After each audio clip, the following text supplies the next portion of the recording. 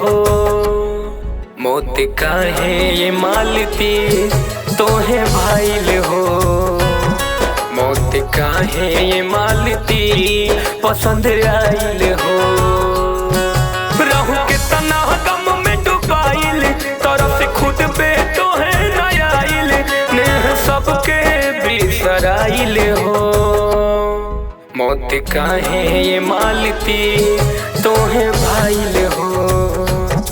मौत काहे ये मालती पसंद आइल हो।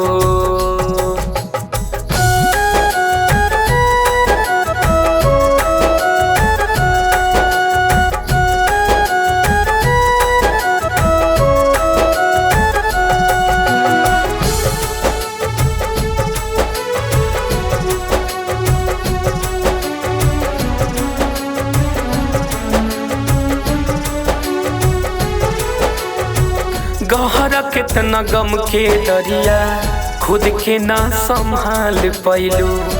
के कर नजरी लागल हमनी के बिसार गइलू। गहरा कितना गम के दरिया खुद के ना संभाल पैलू। के कर नजरी लागल हमनी के बिसार गइलू। बाटे ऐसने का हो भइल दया युवराज पे नया आइल। बाटे ऐसने का हो भइल दया युवराज पे नया आइल। छिनलू सबके मुस्काइल हो। मौत काहे ये मालती पसंद आइल हो। मौत काहे ये मालती पसंद आइल हो।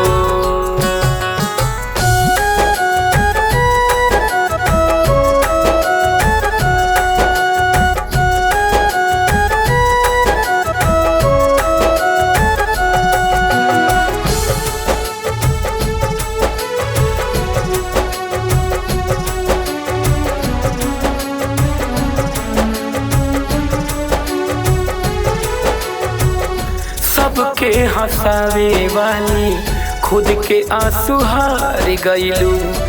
आवे न केहू लौटे जहां तू चली गइलू। सबके हंसावे वाली खुद के आंसू हार गइलू।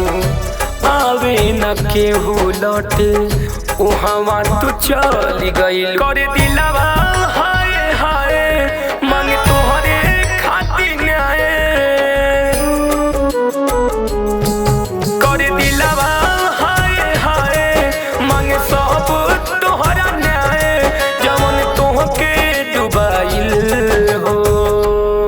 मालती मौत काहे तोहके भाईल हो।